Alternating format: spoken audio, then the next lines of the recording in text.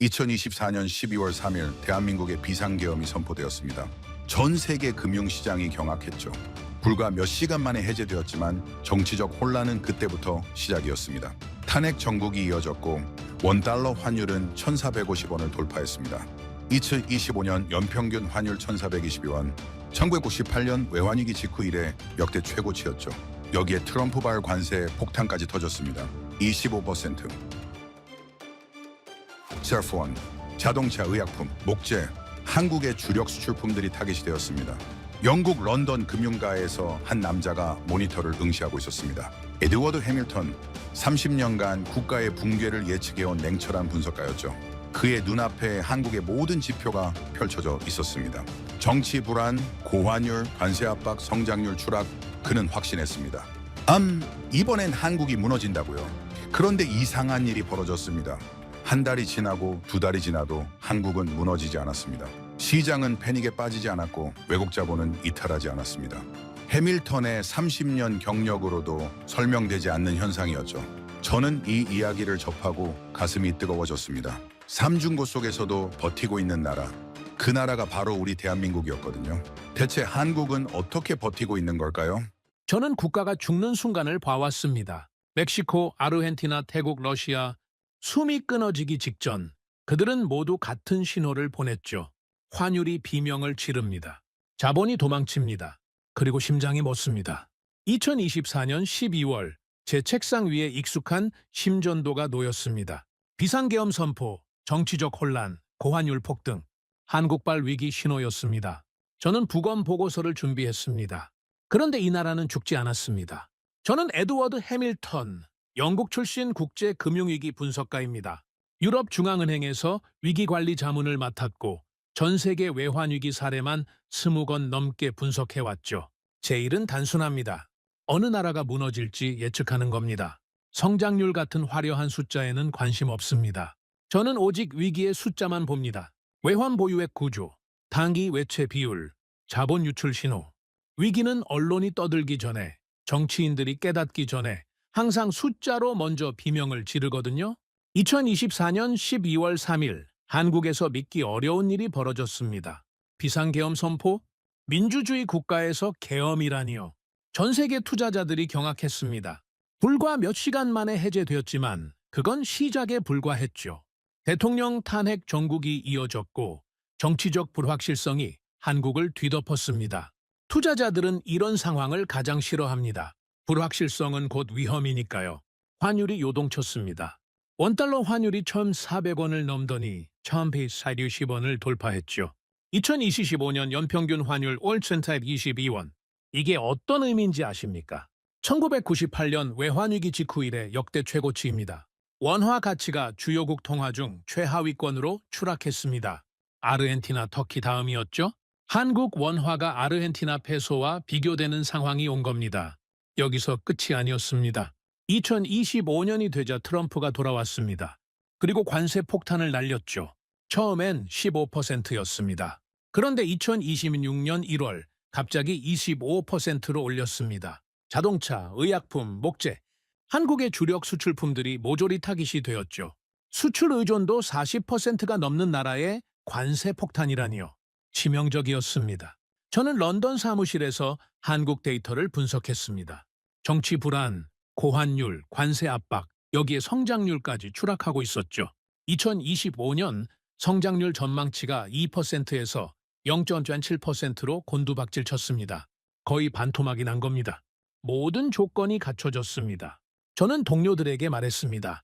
한국이 무너질 차례라고요. 1997년의 기억이 떠올랐습니다. 그때 한국은 허망하게 무너졌죠. 외환 보유액이 바닥나고 국제통화기금에 손을 벌려야 했습니다. 국민들이 금반지를 모아 나라 빚을 갚던 그 치욕스러운 겨울. 저는 비슷한 시나리오를 예상했습니다. 환율 폭등, 자본 이탈, 기업 도산, 그리고 다시 한번 국제사회의 구원을 요청하는 한국의 모습을요. 그런데 이상한 일이 벌어졌습니다. 한 달이 지났습니다. 두 달이 지났습니다. 한국은 무너지지 않았습니다.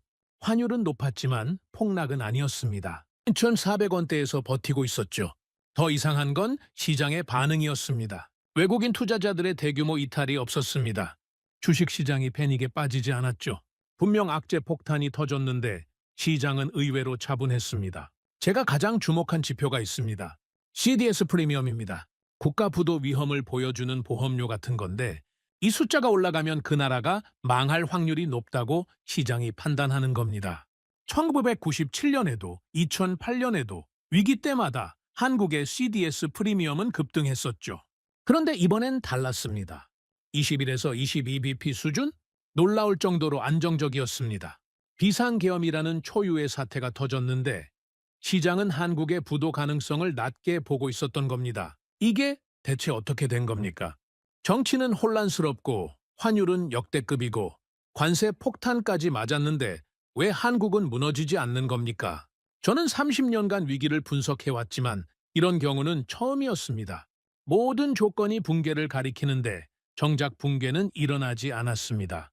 저는 한국을 제대로 파헤쳐 보기로 했습니다. 이 나라가 숨기고 있는 비밀이 뭔지, 어떻게 이 폭풍 속에서 버티고 있는 건지 그 답을 찾아야 했습니다. 저는 한국을 본격적으로 파고들기 시작했습니다. 무너질 조건을 모두 갖춘 나라가 왜 무너지지 않았는지 그 답을 찾아야 했거든요. 30년간 위기를 분석해온 제 경험으로는 도저히 설명이 되지 않는 상황이었습니다. 그래서 가장 기본적인 것부터 다시 들여다보기로 했죠. 외환 보유액입니다. 국가 경제의 산소 탱크라고 불리는 바로 그것 말입니다. 외환 보유액이 왜 중요한지 아십니까?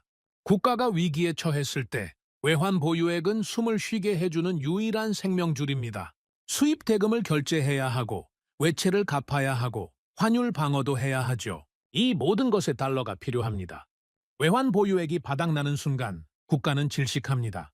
아무리 잘 나가던 나라도 달러가 없으면 하루아침에 무릎을 꿇을 수밖에 없습니다. 1997년 한국이 정확히 그랬습니다. 외환 보유액이 바닥나면서 국제통화기금에 손을 벌려야 했던 거죠. 그때의 치욕을 한국인들은 아직도 생생히 기억하고 있을 겁니다. 금 모으기 운동을 하며 눈물을 흘렸던 그 겨울을요. 그런데 지금의 한국은 어떻습니까? 제가 데이터를 확인하고 눈을 의심했습니다. 2026년 기준 한국의 외환 보유액은 4천억 달러를 훌쩍 넘어서고 있었습니다. 세계 9위 수준이죠. 1997년 당시 39억 달러까지 쪼그라들었던 그 나라가 지금은 4천억 달러를 쌓아두고 있다니요. 불과 30년도 안 되는 시간 동안 100배가 넘게 불어난 겁니다. 저는 숫자를 몇 번이고 다시 확인했습니다. 계산기를 두드려보고 다른 자료와 대조해보고 혹시 오류가 있는지 검토했습니다. 틀림없었습니다.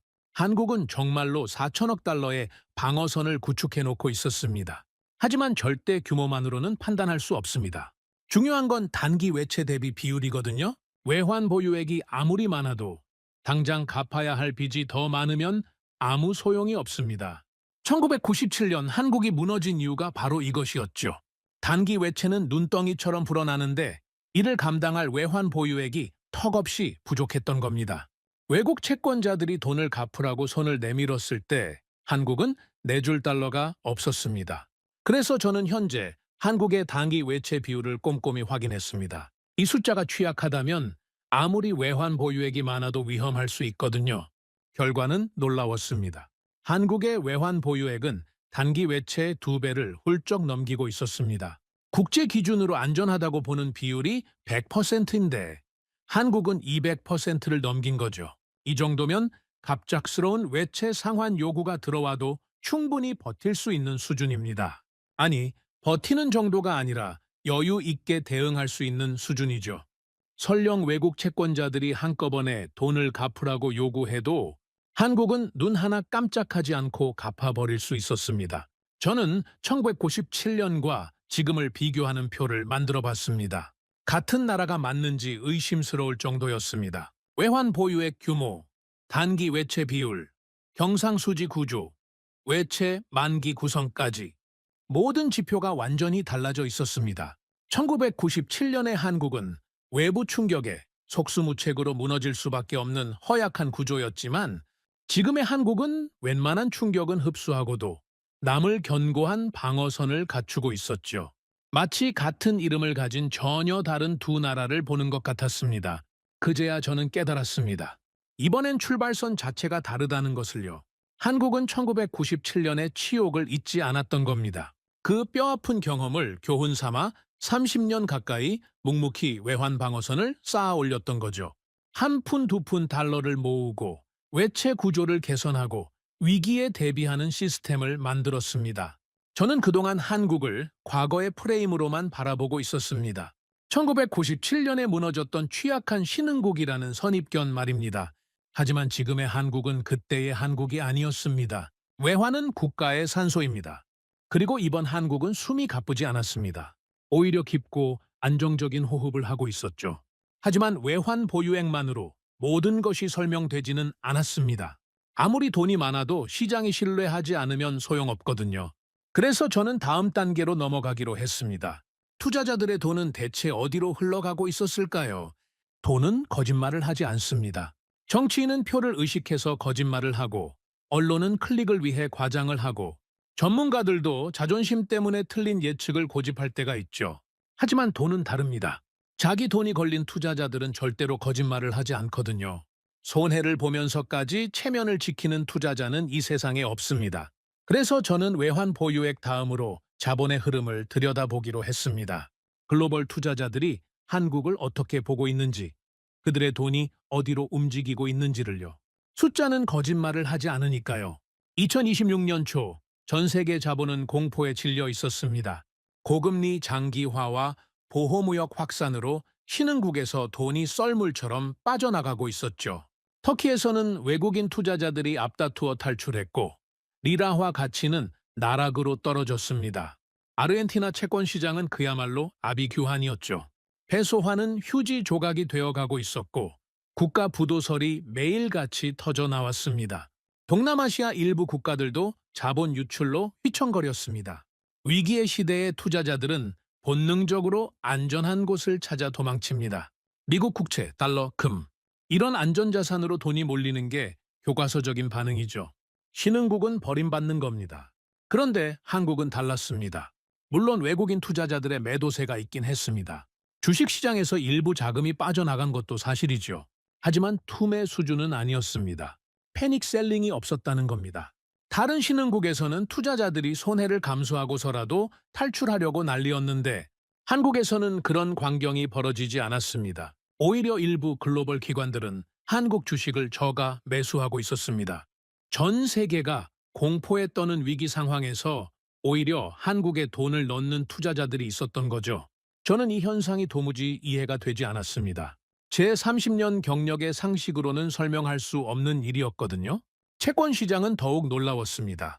국가 위기 때 가장 먼저 반응하는 곳이 바로 채권 시장이거든요.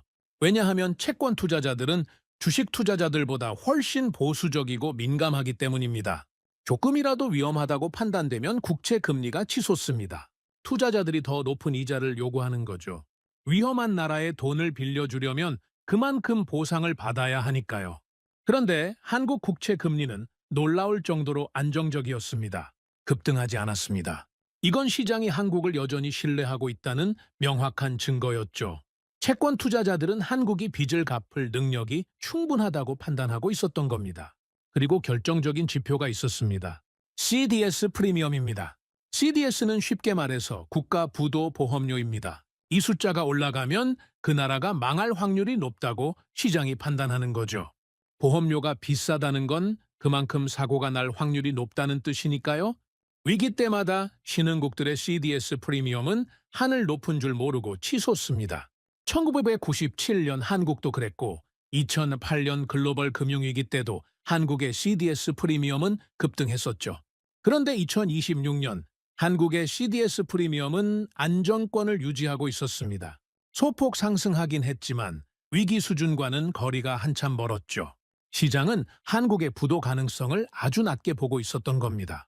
저는 모니터 앞에서 한참을 멍하니 앉아 있었습니다. 투기 세력들의 공격도 없었습니다.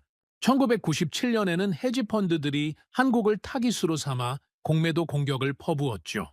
원화를 집중적으로 팔아 환율을 끌어올리고 한국을 무릎 꿇게 만들었습니다. 그들에게 한국은 손쉬운 먹잇감이었죠. 그런데 이번에는 그런 움직임이 전혀 보이지 않았습니다. 왜일까요? 투기 세력들도 한국을 더 이상 만만하게 보지 않았던 겁니다. 공격해봤자 이길 수 없다고 판단한 거죠. 4천억 달러의 외환 보유액, 탄탄한 경제 펀더멘털, 신속한 정책 대응 능력, 이 모든 것이 투기 세력들의 공격 의지를 꺾어버렸습니다. 투자자는 거짓말을 하지 않습니다. 그리고 그들은 한국을 떠나지 않았습니다. 30년 전 한국은 글로벌 자본에 무참히 짓밟혔습니다. 외국인 투자자들이 썰물처럼 빠져나가면서 나라 전체가 휘청거렸죠. 그 치욕의 기억이 아직도 생생합니다. 하지만 지금의 한국은 그때의 한국이 아니었습니다. 글로벌 자본은 한국을 더 이상 약한 먹잇감으로 보지 않았습니다. 오히려 위기의 시대에 돈을 맡겨도 안전한 신뢰할 만한 곳으로 인정하고 있었던 겁니다. 저는 점점 궁금해지기 시작했습니다. 이 신뢰는 도대체 어디서 오는 걸까요? 한국이 뭘 했기에 세계 자본이 이토록 믿고 있는 걸까요? 위기는 국가의 민낯을 드러냅니다. 평소에는 감춰져 있던 시스템의 허점, 의사결정의 느림, 부처 간의 불협화음, 리더십의 부재, 이런 것들이 위기의 순간에 한꺼번에 터져 나오죠. 저는 수많은 국가들이 위기 앞에서 무너지는 걸 봐왔습니다. 대부분 같은 패턴이었습니다. 위험 신호를 늦게 감지하고 대응은 더 늦고 부처끼리 서로 책임을 떠넘기다가 결국 골든타임을 놓치는 거죠. 그리고 나서야 허둥지둥 대책을 발표하지만 이미 시장의 신뢰는 바닥으로 떨어진 뒤입니다. 그래서 저는 한국의 위기 대응 시스템을 들여다보기로 했습니다. 외환 보유액도 시장의 신뢰도 중요하지만 결국 위기를 막아내는 건 사람과 시스템이니까요. 이 나라가 정말 다른지 제 눈으로 직접 확인하고 싶었습니다. 2026년 초 글로벌 금융시장에 먹구름이 몰려올 때 한국은 어떻게 움직였을까요?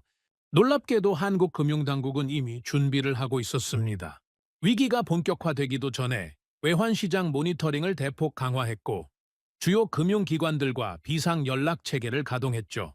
24시간 상황실이 돌아갔고 실시간으로 자본 흐름을 추적했습니다.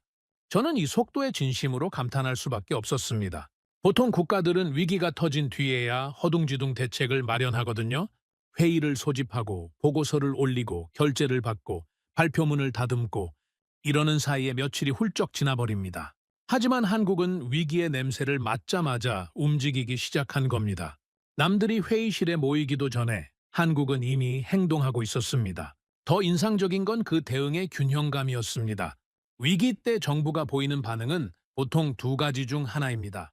과잉 대응 아니면 방치. 과잉 대응은 오히려 시장에 패닉을 유발합니다. 정부가 난리를 피우면 투자자들은 생각하죠. 뭔가 심각한 문제가 있구나. 그러면 더 빨리 도망갑니다. 정부가 불안해하는데 투자자들이 안심할 리 없거든요. 반대로 방치하면 상황이 걷잡을 수 없이 악화됩니다. 작은 불씨가 대형 화재로 번지는 거죠. 골든타임을 놓치면 아무리 뛰어난 소방관도 손을 쓸 수 없습니다. 그런데 한국 정부는 이 둘 사이에서 절묘한 균형을 잡았습니다. 시장을 자극하지 않으면서도 필요한 조치는 빠르게, 조용하게, 그러나 확실하게 취했죠. 호들갑 떨지 않으면서도 방심하지 않는 그 절제된 대응이 인상적이었습니다. 기업들의 반응도 눈여겨볼 만했습니다. 한국 대기업들은 정부가 지시하기도 전에 이미 현금 보유량을 늘리고 있었습니다. 달러 부채 비율을 자발적으로 낮추고 환해지를 대폭 강화했죠. 마치 위기가 올 것을 미리 알고 준비한 것처럼 말입니다. 저는 처음에 이게 정부의 비공식 지시인 줄 알았습니다. 어디선가 지침이 내려온 거라고요. 하지만 아니었습니다. 기업들이 자발적으로 움직인 겁니다. 1997년의 공포와 2008년의 충격이 한국 기업들의 유전자에 깊이 각인되어 있었던 거죠. 다시는 그때처럼 당하지 않겠다는 결의가 기업 문화 자체가 되어버린 겁니다. 금융기관들도 마찬가지였습니다. 한국 은행들은 외화 유동성 관리를 철저히 하고 있었고 위기 시나리오별 대응 매뉴얼을 이미 완비해두고 있었습니다. 상황 A가 발생하면 이렇게 대응하고 상황 B가 발생하면 저렇게 대응한다. 모든 경우의 수가 문서화되어 있었죠. 정부가 시키지 않아도 스스로 준비하고 있었던 겁니다. 저는 이런 현상을 다른 나라에서는 단 한 번도 본 적이 없습니다. 대부분의 나라에서 기업과 금융기관은 위기가 터질 때까지 안일하게 있다가 뒤늦게 허둥대거든요. 시스템 전체가 동시에 반응했습니다. 정부, 중앙은행, 금융기관, 대기업, 이들이 따로 노는 게 아니라 마치 하나의 유기체처럼 일사불란하게 움직였습니다. 누가 지휘한 것도 아닌데 저절로 조율이 되는 느낌이었죠. 오케스트라의 지휘자가 없는데도 완벽한 하모니가 나오는 것 같았습니다. 저는 이게 어떻게 가능한지 처음에는 도저히 이해할 수 없었습니다. 하지만 곧 깨달았습니다. 이건 하루아침에 만들어진 게 아니라는 것을요. 수십 년간 위기를 겪으면서 체득한 집단적 학습의 결과였습니다. 한국은 위기를 겪을 때마다 시스템을 업그레이드해 왔습니다. 1997년 외환위기 이후 금융감독 체계를 전면 개편했고 2008년 글로벌 금융위기 이후에는 거시건전성 정책을 대폭 강화했죠. 매번 뼈아픈 대가를 치렀지만 그 대가를 허투루 쓰지 않았습니다. 실패를 교훈으로 바꾸고 교훈을 제도로 만들고 제도를 습관으로 정착시켰습니다. 그래서 2026년에 한국은 위기 앞에서 흔들리지 않을 수 있었던 겁니다. 저는 의심에서 출발했습니다. 하지만 데이터를 볼수록 시스템을 분석할수록 감탄으로 바뀌었죠. 그리고 이제는 신뢰가 생기기 시작했습니다. 이 나라는 정말 다르다는 것을요. 언론은 위기를 먹고 삽니다. 자극적인 헤드라인이 클릭을 부르고 공포가 조회수를 만들어내죠. 나쁜 뉴스가 좋은 뉴스보다 10배는 더 빨리 퍼집니다. 저도 30년간 이 바닥에서 일하면서 수없이 봐왔습니다. 실제보다 부풀려진 위기, 근거 없이 퍼지는 공포, 선정적인 헤드라인 뒤에 숨겨진 빈약한 팩트들, 그리고 그 속에서 진짜 진실을 찾아내야 하는 분석가의 고단함을요. 2024년 12월부터 2025년 내내 한국발 뉴스는 그야말로 공포 그 자체였습니다. 비상계엄 선포, 대통령 탄핵, 정치 혼란 장기화, 여기에 원화 가치 폭락, 환율 역대 최고치, 트럼프 관세 폭탄까지. 헤드라인만 보면 한국은 당장이라도 무너질 것 같았습니다. 해외 언론들은 한국을 아시아의 다음 위기 국가로 지목했고 국내 언론들도 불안을 부추기는 기사를 경쟁적으로 쏟아냈죠. 소셜미디어에서는 공포가 산불처럼 번졌습니다. 외환위기 재현, 달러 사재기, 부동산 폭락. 자극적인 썸네일들이 유튜브를 도배했습니다. 저는 처음에 이 뉴스들을 보면서 고개를 끄덕였습니다. 제 분석과 일치했거든요. 한국은 무너질 조건을 모두 갖추고 있었고 언론들이 이를 정확히 포착한 것 같았죠. 하지만 분석가는 헤드라인이 아니라 데이터를 봐야 합니다. 그래서 저는 자극적인 기사들을 덮어두고 다시 냉정하게 숫자를 들여다봤습니다. 숫자는 다른 이야기를 하고 있었습니다. CDS 프리미엄 21에서 22bp. 위기 수준과는 거리가 한참 멀었습니다. 비상계엄이라는 초유의 정치 사태가 터졌는데도 시장은 한국의 부도 가능성을 극히 낮게 평가하고 있었던 겁니다. 한국개발연구원 KDI도 공식 보고서에서 밝혔죠. CDS 프리미엄이 낮은 수준을 유지하는 등 대외 건전성이 대체로 양호하다고요. 정치는 난리였지만 금융 시스템의 체력은 멀쩡했던 겁니다. 외국인 자본 흐름도 확인했습니다. 대규모 이탈이 없었습니다. 물론 일부 자금이 빠져나가긴 했죠. 하지만 1997년 같은 썰물은 아니었습니다. 패닉셀링이 벌어지지 않았습니다. 오히려 일부 글로벌 기관 투자자들은 원화 약세를 저가 매수 기회로 보고 있었죠. 환율이 높다는 건 뒤집어 말하면 한국 자산이 싸졌다는 뜻이니까요. 투자자들은 한국이 무너질 거라고 생각하지 않았습니다. 언론의 공포와 시장의 현실 사이에 거대한 협곡이 있었습니다. 뉴스는 매일 난리였지만 실제 금융 지표는 안정적이었죠. 왜 이런 괴리가 생긴 걸까요? 저는 곰곰이 생각해 봤습니다. 그리고 한 가지 결론에 도달했습니다. 정치적 혼란과 경제적 펀더멘털은 별개라는 것을요. 한국의 정치 상황은 분명히 불안정했습니다. 하지만 경제의 기초 체력은 달랐죠. 외환 보유액 4,280억 달러, 단기호 애체 비율 38%, 건전한 재정 상태. 이런 숫자들이 방패가 되어 공포의 전염을 막아버린 겁니다. 노련한 투자자들은 이 사실을 알고 있었고 그래서 패닉에 빠지지 않았습니다.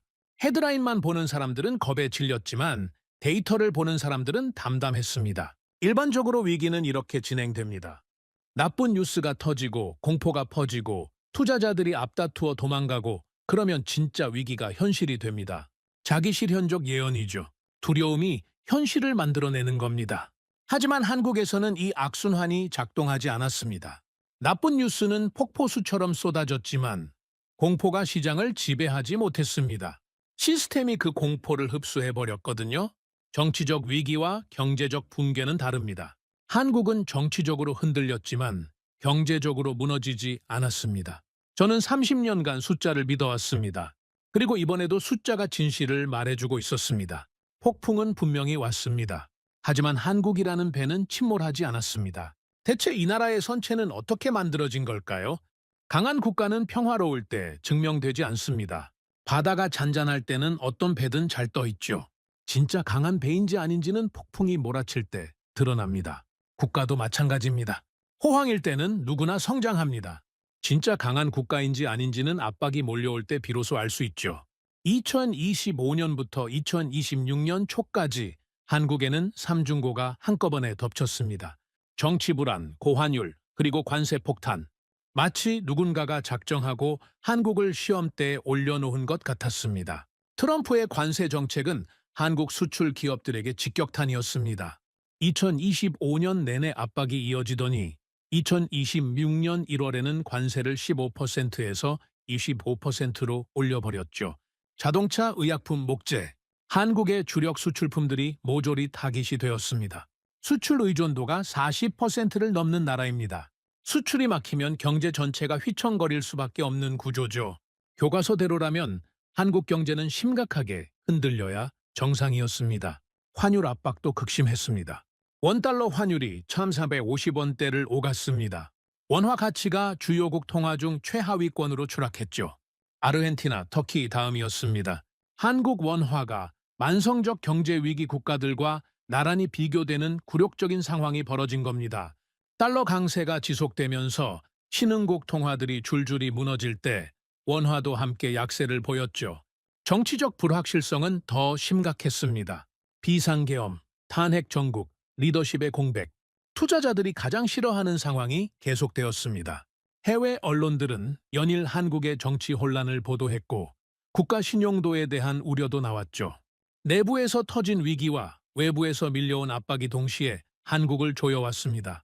그런데 한국은 버티고 있었습니다. 분명히 타격은 있었습니다. 성장률 전망치가 2%에서 0.7%로 추락했죠. 거의 반토막입니다. 소비 심리가 위축되었고 투자도 줄었습니다. 하지만 붕괴는 아니었습니다. 무너지지 않았습니다. 금융 시스템은 작동하고 있었고 기업들은 버티고 있었고 외환시장은 패닉에 빠지지 않았습니다. 왜 버틸 수 있었을까요? 저는 숫자에서 답을 찾았습니다.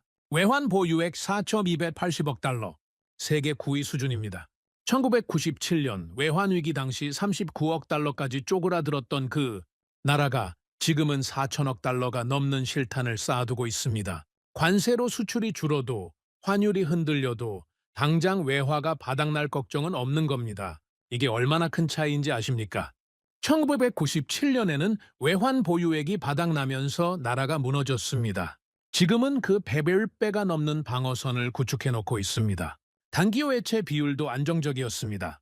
38% 수준. 1997년에는 이 비율이 100%를 넘었죠. 당장 갚아야 할 빚이 외환 보유액보다 많았던 겁니다. 외국 채권자들이 돈을 갚으라고 손을 내밀었을 때 넷줄 달러가 없었습니다. 그래서 무너졌죠. 하지만 지금은 다릅니다. 단기호 해체를 갚고도 남을 만큼의 외환 보유액을 확보하고 있습니다. 한국 기업들의 대응도 눈여겨볼 만했습니다. 관세 25%라는 폭탄을 맞고도 무너지지 않았죠.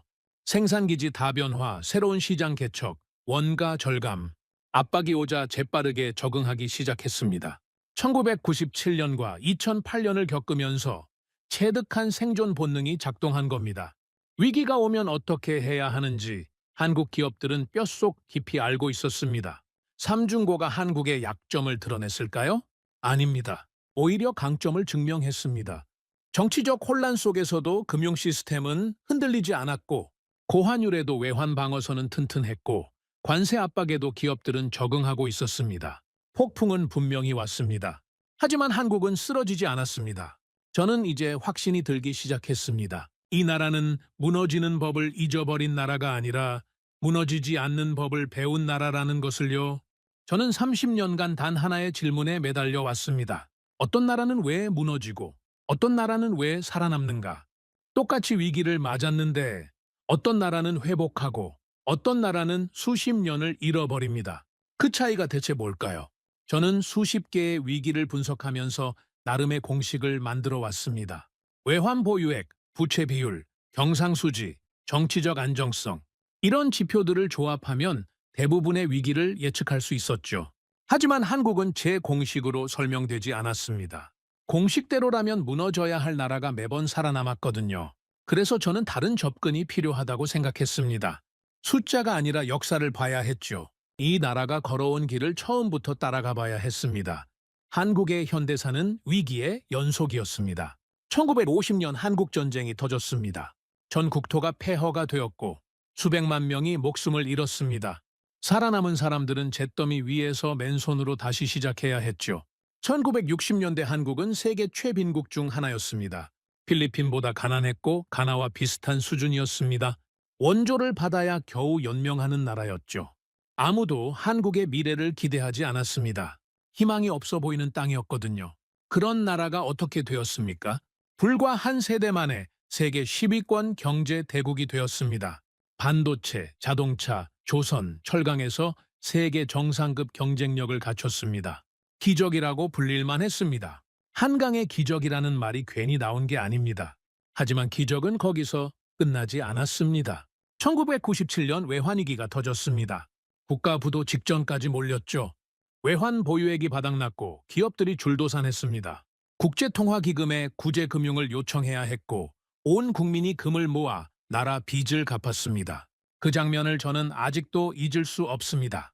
결혼 반지를, 돌반지를, 평생 모은 금붙이를 들고 줄을 선 사람들. 나라를 살리겠다고 자기 것을 내놓는 국민들. 저는 그때 한국이 끝났다고 생각했습니다. 솔직히 말하면 회복 불가능하다고 봤습니다. 이 정도 충격을 받은 나라가 다시 일어서기는 어렵다고요. 하지만 한국은 제 예상을 완전히 뒤엎었습니다. 불과 3년 만에 구제금융을 조기 상환했습니다. 만기보다 훨씬 일찍 빚을 다 갚아버린 겁니다. 그리고 그 과정에서 금융 시스템 전체를 뜯어 고쳤습니다. 2008년 글로벌 금융위기 때도 마찬가지였습니다. 리먼 브라더스 파산으로 전 세계가 패닉에 빠졌을 때 한국 원화는 급락했고 주식시장은 폭락했습니다. 또다시 외환위기설이 돌았죠.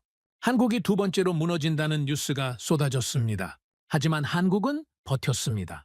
1997년의 교훈으로 쌓아둔 외환 보유액이 방패가 되었고 신속한 정책 대응이 시장을 안정시켰습니다.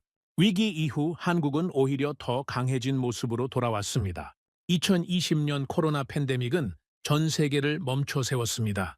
경제가 마비되고 공급망이 끊어지고 사람들은 공포에 떨었죠. 하지만 한국은 달랐습니다.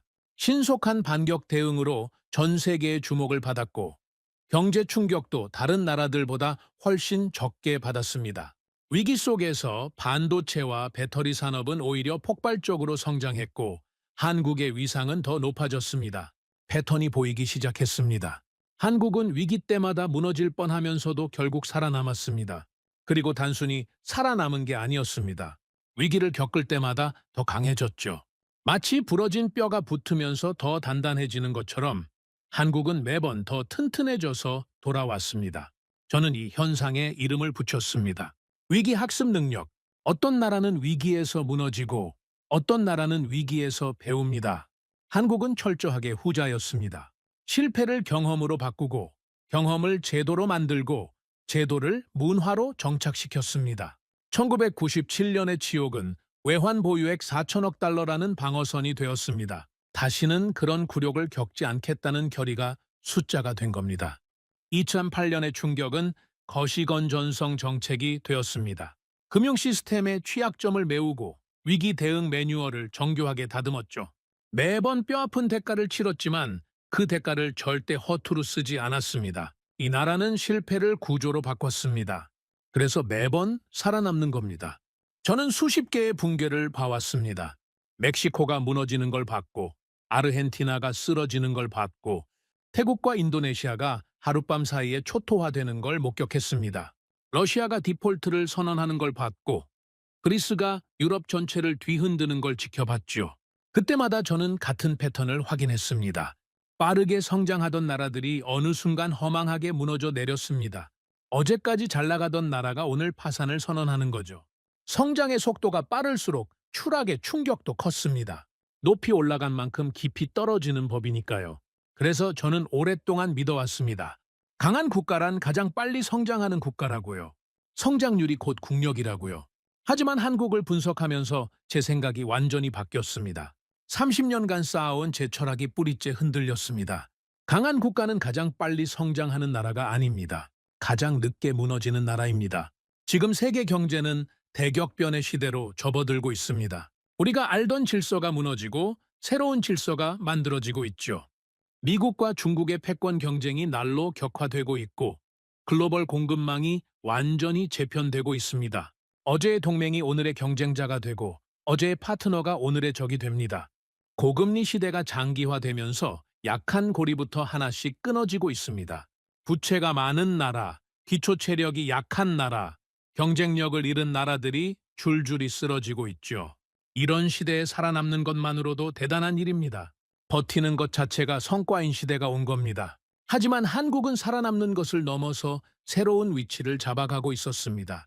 단순히 버티는 게 아니라 전진하고 있었죠. 반도체 산업에서 한국의 위상을 보십시오. 전 세계가 반도체 확보에 사활을 걸고 있습니다. 반도체가 없으면 자동차도 못 만들고 스마트폰도 못 만들고 무기도 못 만듭니다. 21세기의 석유가 반도체라는 말이 나올 정도죠. 그 핵심 자원을 누가 쥐고 있습니까? 한국입니다. 삼성과 SK 하이닉스가 메모리 반도체 시장의 절대 강자로 군림하고 있습니다. 전 세계 스마트폰, 서버, 데이터 센터에 한국산 반도체가 들어갑니다. 한국 없이는 세계 경제가 돌아가지 않는 시대가 된 겁니다. 배터리 산업도 마찬가지입니다. 전기차 시대가 본격적으로 열리면서 배터리의 중요성이 폭발적으로 커졌습니다. 전기차의 심장이 배터리니까요. LG에너지솔루션, 삼성 SDI, SK온, 한국 기업들이 글로벌 배터리 시장의 핵심에 자리 잡고 있습니다. 테슬라도, 폭스바겐도, 포드도 한국산 배터리 없이는 전기차를 만들 수 없습니다. 조선 산업은 어떻습니까? 한때 중국에 밀리는 듯 했습니다. 가격 경쟁에서 밀려서 세계 1위 자리를 내줬죠. 많은 전문가들이 한국 조선업의 종말을 예언했습니다. 하지만 한국은 포기하지 않았습니다. 저가 시장을 버리고 고부가 가치 선박 시장으로 방향을 틀었죠. LNG 운반선, 초대형 컨테이너선, 친환경 선박. 아무나 만들 수 없는 최첨단 선박 시장에서 한국은 다시 세계 1위를 탈환했습니다. 기술력으로 승부한 겁니다. 저는 런던에서 동료들에게 한국 이야기를 할 때마다 같은 질문을 받습니다.